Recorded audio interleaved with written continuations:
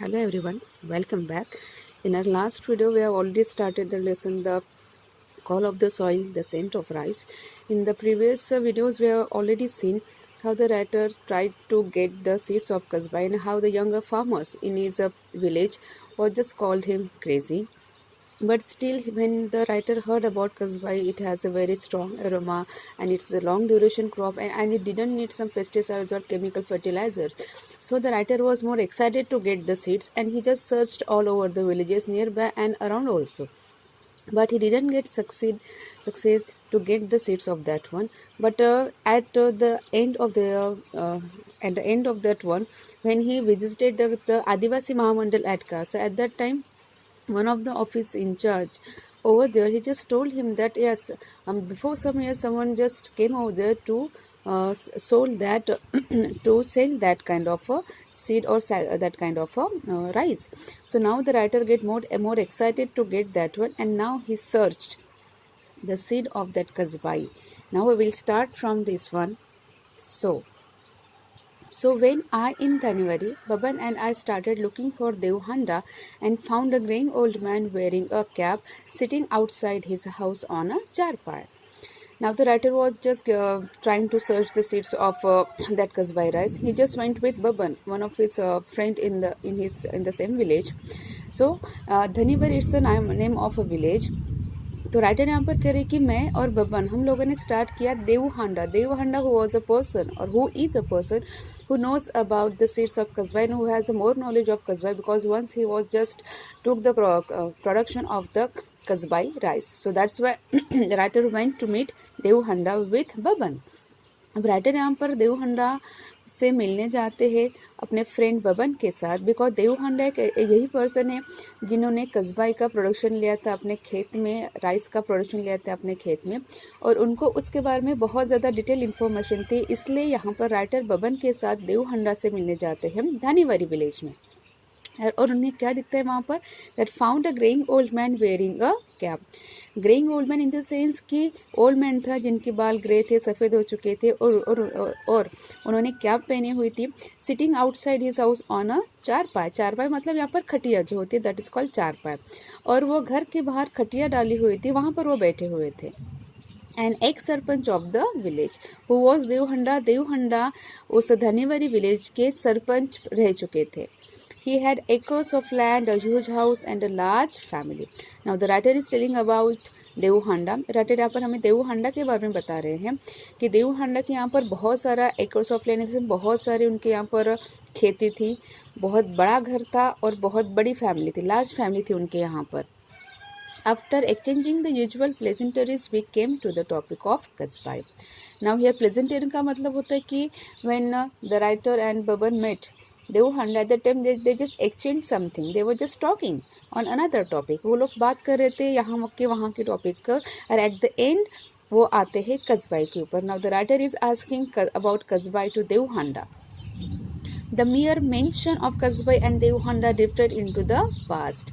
It means writer कह रहे कि जैसे मैंने नाम लिया कसबाई का, as I uttered the name of kasbai, Devhanda just recall the past memories. Devhanda को वो सारी चीज़ें, पास्ट की जो सारी चीज़ें थी उनको याद आने लगी कि किस तरह से कसबाई राइस था, किस तरह से गांव के लोग कसबाई का प्रोडक्शन लेते थे और किस तरह से मतलब कसबाई एक स्ट्रॉन्ग फ्लेवर्ड वहाँ पर राइस हुआ करता था जो शायद से एकदम से हेडी अरोमा उसका होता था और किस तरह से लोग उसका प्रोडक्शन लेते थे. सो राइटर कह कि जैसे मैंने यहाँ पर कसबाई का नाम लिया, देवहंडा एकदम से पास्ट में चले गए, उनको सारी पास्ट की चीज़ें याद आने लगी. His eyes turned dreamy, and with a tremble in his voice, he told us how the entire village at one time grew only kasbai. अब वो कह रहे कि his eyes turned dreamy in the sense उनको सारा वो उनकी आंखों के सामने वो सारा नज़ारा दिखने लगा था कि किस तरीके से how the entire village at one time grew only kasbai, मतलब किस तरीके से पहले सारे गांव के लोग, जो सारे गांव के में खेती करने वाले लोग थे, वो किस तरीके से सिर्फ कसबाई नाम के राइस का ही प्रोडक्शन लेते थे. He said, there was a time when people passing our village during lunchtime would be forced to stop and ask for a meal. वो कहते देखिए मुझे अभी भी याद है कि हम लोग जब जिस टाइम पर कस्बाई चावल का जो फार्मर्स थे खेत में प्रोडक्शन लेते थे, ऐसे इसमें जब लंच टाइम हुआ करता था तो लंच टाइम के साथ वहाँ से उस रास्ते से जो गुजरने वाले लोग थे वो लोग लंच टाइम पर अगर कोई वहाँ से गुजरते तो लोग वहाँ पर रुकते थे और वो खाना मांगते थे. वाई? बिकॉज उसके पीछे का रीज़न ये था कि Kasbai rice had a very strong aroma, क्योंकि जो कस्बाई नाम का चावल इसको बहुत ज़्यादा स्ट्रॉन्ग एरोमा, बहुत ज़्यादा स्ट्रॉन्ग ऐसे फ्रेगरेंस था.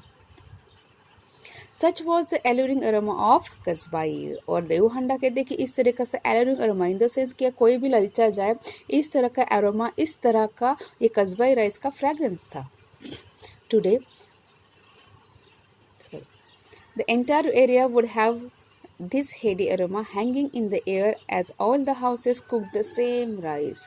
और देवहंडा कहते हैं कि जो पूरा एरिया था यहाँ पर, मतलब पूरा जो विलेज था, मतलब जब भी लोग कस्बाई चावल पकाते थे तो ये जो उसका जो पूरा एरोमा था, उसका जो पूरा फ्रेगरेंस था, उस राइस का जो पूरा स्मेल था, वो पकाते समय पूरे विलेज में उसको स्प्रेड होता था. मतलब पूरे विलेज में पता चल जाता था कि हाँ यहाँ पर क्या हो रहा है, कस्बाई चावल पका रहा है. या फिर हम इसको ऐसा भी कह सकते हैं कि वहाँ के जितने भी विलेज थे दैट टाइम, जब सारे फार्मर्स वहाँ पर कस्बाई चावल का प्रोडक्शन लेते थे, ऐसे इसमें होता है था कि जब सारे लोग वो चावल पकाते थे तो पूरे गांव में उसका फ्रेगरेंस ऐसे पूरा फैलता था. But today he said no one grew kasbai and everyone had shifted to growing the new hybrid varieties. But very lamentably, very sadly, देवहंडा said, अब बहुत ही दुख के साथ देवहंडा यहाँ पर कहते कि देखो अभी क्या हुआ कि आज ऐसे हो रहा है कि आज कोई भी कस्बाई चावल का प्रोडक्शन नहीं लेता है. तो वो लोग क्या कर रहे हैं, वो हाइब्रिड का जो हाइब्रिड वेराइटीज़ है, जो वेराइटीज़ है चावल की, वो ले रहे हैं और हाइब्रिड तरीके से ले रहे हैं. He claimed he had to force himself to eat this rice that was so insipid. अब देवहंडा कह रहे हैं कि अब वो force in the sense means he has no another option except to eat such kind of hybrid rice. तो वो कह रहे हैं कि बहुत ही फोर्सफुली, मतलब ना चाहते हुए भी मैं क्या कर रहा हूँ, ये जो हाइब्रिड चावल है, ये जो शॉर्ट ग्रोइंग चावल है, मैं उसको खा रहा हूँ. दैट इज इनसिपिड का मतलब है that rice has not such kind of taste as Kasbai rice is having. So इसलिए वो कह रहे हैं कि आज फोर्सफुली हम लोग शायद से, या फिर मैं शायद से कौन से चावल खा रहा हूँ, ये जो हाइब्रिड चावल है वो मैं खा रहा हूँ. सो इट इज़ इनसिपिड, मतलब ये जो हाइब्रिड चावल है इसको उतना टेस्ट नहीं है, इट इज जस्ट टेस्टलेस, लेकिन जितना टेस्ट, जितना एरोमा उस कस्बाई चावल को था, उतना एरोमा, उतना सेंट, उतना टेस्ट आज के जो हाइब्रिड चावल है उसको नहीं है. That's why he is very sadly saying to the writer that yes very forcefully without having any intention, without having any strong desire to eat such kind of a rice. When the advent of irrigation, farmers were tempted to grow a second crop, and kasbai being a long duration rice. अब हुआ था कि with the advent of irrigation, मतलब irrigation आया था तब उसके बाद हुआ था ऐसे कि farmers were tempted to grow a second crop. मतलब फार्मर्स को भी ये लगा कि अरे we have the irrigation system, we have irrigation facilities, तो ऐसे इसमें हम लोग क्या कर सकते हैं, हम लोग एक ही साल में 2 क्रॉप का प्रोडक्शन ले सकते हैं. लेकिन अगर कस्बाई के बारे में हम लोग अगर बात करें तो कस्बाई एक लॉन्ग ड्यूरेशन क्रॉप था. Long duration crop in the sense कि अगर कोई कस्बाई राइस का प्रोडक्शन लेना चाहता है अपने खेत में, तो ऐसे इसमें that farmers needs to wait for near about 1 year. उसको 1 ईयर लगता है उसका पूरा प्रोडक्शन लेने के लिए. ऐसे इसमें वो दूसरा जो होता है क्रॉप का प्रोडक्शन वो नहीं ले सकता है. सो ऐसे इसमें जो फार्मर्स थे फिर उन्होंने डिसाइड किया, उन्होंने ये सोचा कि हमें इरिगेशन है, हमारे यहाँ पर इरिगेशन सिस्टम है, तो ऐसे इसमें हम कस्बाई का प्रोडक्शन ना लेते हुए अगर हम एक ही साल में 2 प्रोडक्शन लेते हैं किसी भी क्रॉप्स का, मतलब एक क्रॉप जो शॉर्ट ड्यूरेशन का क्रॉप्स होता है, जैसे किसी क्रॉप को 3 या 4 महीने लगते हैं उसका प्रोडक्शन लेने के लिए, तो होता है कि फिर से मतलब फार्मर्स के पास रेस्ट ऑफ द मंथ्स होते हैं, मतलब 5 से 6 महीने और होते हैं दूसरा प्रोडक्शन लेने के लिए. सो दैट्स वाई यहाँ पर ये देवहंडा कह रहे हैं कि हाँ इरिगेशन सिस्टम आया था तो कहीं ना कहीं फार्मर्स ने ये सोचा, they were just tempted, they were just having a great desire कि हम लोग क्या कर सकते हैं, हम लोग सेकंड क्रॉप ले सकते हैं एक ही साल में. And kasbai being a long duration rice was replaced by the shortened duration hybrids so that the harvest could be done earlier. तो उसके बाद हुआ ऐसे कि ये जो था कस्बाई, मैंने पहले ही आपको कहा कि it was a long duration crop, it was a long duration rice. तो अब ये जो लॉन्ग ड्यूरेशन राइस था, इसकी जगह किसने ली थी? शॉर्टर ड्यूरेशन हाइब्रिड्स ने। मतलब कस्बाई को 1 साल लगता था, जो दूसरे चावल थे, जो हाइब्रिड चावल थे, उनको शायद से 5 या 6 महीने वो चावल का प्रोडक्शन मिल जाता था। तो ऐसे इसमें कहीं ना कहीं जो फार्मर्स थे, उन्होंने सोचा कि हम लोग हाइब्रिड का प्रोडक्शन लेंगे, हाइब्रिड राइस का प्रोडक्शन लेंगे अपने खेत में। इसका मतलब ये होगा कि एक ही साल में वो 2 बार प्रोडक्शन ले सकते हैं, मतलब एक राइस का और दूसरा किसी और क्रॉप का। This ensured that the farmers could take up a second crop। मतलब ऐसे हुआ कि अब फार्मर्स वर जस्ट इंश्योर कि हाँ इरिगेशन सिस्टम आया है, इसलिए हम क्या कर सकते हैं, so that's we have the chance to take the second crop in a field. I asked why he had shifted if he was so unhappy with the hybrids।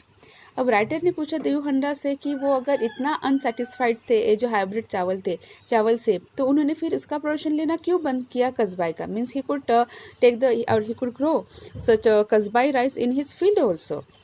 So at that time Dev Handa is saying that no one forced him, did they? He smiled and replied that their fields did not have fences।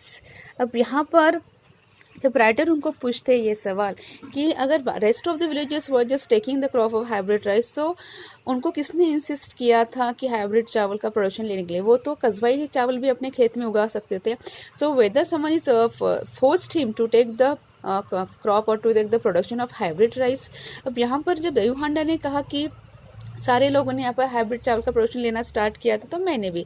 तो ऐसे इसमें writer उनको सवाल पूछते हैं कि if you are not satisfied with the taste of that hybrid rice, अगर आप उस हाइब्रिड राइस के टेस्ट से अगर आप सेटिस्फाइड नहीं थे, तो ऐसे इसमें क्या आपको किसी ने फोर्स किया था उस हाइब्रिड राइस का प्रोडक्शन लेने के लिए आपके खेत में? क्योंकि you have your own land, उनके पास देव हंडा के पास उनका खुद का लैंड था, तो ऐसे इसमें वो अपने खेत में कस्बाई का राइस का प्रोडक्शन ले सकते थे। अब ऐसे इसमें देव हंडा देखो क्या कहते हैं। देव हंडा says that he smiled and replied that there fields did not have fences. वो कह रहे कि हमारा जो खेत है वहाँ पर फेंसेस नहीं थे। फेंसेस का मतलब आपको पता है कि कंपाउंड जो होता है आजू बाजू में जो खेत है, खेत का जो एंडिंग पार्ट होता है कॉर्नर, वहाँ पर फेंसेस कंपाउंड, कोई एकदम से वायर का कंपाउंड करते हैं तो कोई सीमेंट का, that is called fences. And Once the harvest was over, the cattle were released। और कह रहे थे कि जैसे हार्वेस्ट खत्म होता था तो उस टाइम पर क्या होता था कि उस टाइम पर ये जो कैटल्स थे, कैटल्स इन जानवर जैसे होते गोड्स या फिर शिप्स, वो जो होते हैं उनको ऐसे छोड़ा जाता था। कहाँ पर? Into the fields. And if my field alone has kasbai, it will be treat for the cattle, he explained। और वो कह रहे हैं कि अगर मैं मेरे खेत में अगर मैं कस्बा का प्रोडक्शन लेता, तो अगर मेरा अकेला ही ऐसा खेत होता कि जहाँ पर मैं कस्बा का प्रोडक्शन लेता, तो वहाँ पर ऐसा हुआ था कि वो जो था वो कैटल्स के लिए, कैटल्स का मतलब नहीं पता है, जैसे होते हैं शीप्स होते हैं, गोट्स होते हैं, बकरियाँ वगैरह होते हैं, या फिर जो होते हैं ऑक्स या फिर काउज वगैरह, वो कहते हैं इनके लिए बहुत ट्रीट होता है। ट्रीट का मतलब होता है उनको शायद से बहुत सारा कस्बाई का उनको खाने को मिलता, किसको? कैटल्स को। It means that the cattle would destroy the crop of Kasbai rice. इसका मतलब ये था कि देव हंडा का सिंपली ये कहना था कि उनके जो खेत था वहाँ पर फेंसेस नहीं थे, और हमने देखा कि कस्बा इस लॉन्ग ड्यूरेशन क्रॉप, तो ऐसे इसमें हार्वेस्टिंग होने के बाद क्रॉप मतलब कैटल्स को छोड़ा जाता था ऐसे ही, मतलब खाने के लिए जैसे खेतों में छोड़ा जाता है कैटल्स को वगैरह। तो ऐसे इसमें देव हंडा कह रहे कि मेरा जो खेत था वहाँ पर फेंसेस नहीं थे, वहाँ पर कंपाउंड नहीं था, तो ऐसे इसमें अगर कैटल छोड़े जाते भी थे तो वो एक ट्रीट हो जाती थी, किसके लिए? उन सारे कैटल्स के लिए। मतलब जो होता था कस्बाई का राइस का वो जो हो निकलता था पूरा स्टॉक वगैरह, वो शायद से वो डिस्ट्रॉय हो जाता। Sometimes we have to fall in line with the community, he lamented। Now the Dev Handa is replying to the writer। अब देव हंडा देखो राइटर को क्या कह रहे हैं कि क्या होता है, sometimes we have to fall in line with the community. मतलब कभी कभी ऐसे होता है जो कम्युनिटी है, जो सोसाइटी है, हमें उनके साथ ही चलना होता है। And he lamented, lament in the sense बहुत ही दुख के साथ ये कहते हैं, hybrid needs more waste, fertilisers and pesticides. वो कहते कि अगर कोई भी फार्मर्स अपने खेत में हाइब्रिड तरीके से या फिर प्रोडक्शन लेता है किसी क्रॉप का, तो उस क्रॉप को क्या लगता है? मोर वाटर, उसको ज़्यादा वाटर की ज़रूरत होती है, फर्टिलाइजर्स की ज़रूरत होती है और पेस्टिसाइड्स की ज़रूरत होती है। पेस्टिसाइड्स का मतलब ये होता है कि जो कुछ भी लगते हैं कीड़े वगैरह उसको, या फिर वॉर्म्स लगते हैं क्रॉप्स को, उससे बचाने के लिए पेस्टिसाइड्स यूज़ किया जाता है। He said that yields were good initially but of late had reduced a lot. वो कहते हैं कि स्टार्टिंग में जब हाइब्रिड का प्रोडक्शन लेते हैं खेत में, तो स्टार्टिंग में उसका किसी भी क्रॉप का प्रोडक्शन बहुत अच्छी तरीके से आता है, लेकिन जैसे जैसे in the span of time, कि जैसे जैसे वक्त गुजरता है वैसे वैसे फिर वो जो क्रॉप होता है जहाँ पर हम लोग ज़्यादा पेस्टिसाइड्स या फिर केमिकल फर्टिलाइजर्स यूज़ करते हैं, तो ऐसे इसमें क्या होता है, स्टार्टिंग में तो प्रोडक्शन अच्छा आएगा, लेकिन जैसे जैसे in the duration of time, जैसे जैसे वक्त गुजरता है, ऐसे इसमें उस खेत में प्रोडक्शन जो होता है वो कम आना स्टार्ट होता है। Besides, he said that each year he had to increase the quantity of urea and pesticide they used. अब वो कह रहे कि इसके अलावा हुआ ये था कि दिन ब दिन जैसे जैसे साल गुजरते थे वैसे इसमें वे लोग जो हाइब्रिड तरीके से जो चावल का या फिर किसी क्रॉप का प्रोडक्शन लेते थे, तो ऐसे इसमें होता है था कि उनको ज़्यादा, मतलब पहले जितना वो पेस्टिसाइड्स या फिर यूरिया यूज़ करते थे, यूरिया इट्स अ फर्टिलाइज़र, तो अब ज़्यादा उनको यूरिया और पेस्टिसाइड्स उनको यूज़ करना पड़ता था। It was as if the newer hybrids had an insatiable appetite for chemicals. मतलब ये था, इसका मतलब यही था कि जो न्यूअर हाइब्रिड्स थे, मतलब जो नई तरीके से हाइब्रिड्स अब आते थे, मार्केट में अवेलेबल थे और जिसका प्रोडक्शन फार्मर्स खेत में लेते थे, वो शायद से क्या था, had an insatiable apatite for chemical, मतलब वो जो केमिकल थे वो केमिकल शायद से उस हाइब्रिड के ऊपर ज़्यादा सूटेबल नहीं थे। He told us that even when there were flash flood in the 60s, Kasbai had stood its ground. वो बोले कि 60s की बात है कि जब फ्लड आया था, जब वहाँ पर मतलब नदियाँ ओवरफ्लो हो रही थी, फ्लड आया था, ऐसे इसमें शायद से सारे क्रॉप्स वहाँ पर मतलब डिस्ट्रॉय हुए थे, लेकिन जो कस्बा, it was only one crop, लेकिन कस्बा एक ऐसा क्रॉप था, एक जो वहाँ पर खेत में वैसे के वैसे था, it was not being destroyed by that strong flood. And he fondly remembered how the rice was still standing when they all returned to the village after the floods had receded. और यहाँ पर देवहांडा कहते कि उन्हें अभी भी याद था कि जब वो वहाँ का जो फ्लड था, वो फ्लड पूरा ख़त्म हो गया था, और उसके बाद जब सारे गांव के लोग फिर से गांव में लौटे थे, तो सारे गांव के लोगों ने यही ऑब्जर्व किया कि बाकी जो क्रॉप्स थे वो सारे क्रॉप्स डिस्ट्रॉय हुए थे इस फ्लड में, लेकिन जो कस्बाई का जो था क्रॉप, वो वैसे के वैसे, वो जो कस्बाई राइस वैसे के वैसे ही खेत में था. सो that was a very satisfied thing for all the villagers. Such was the strength of the rice, but look what we have done, he rued.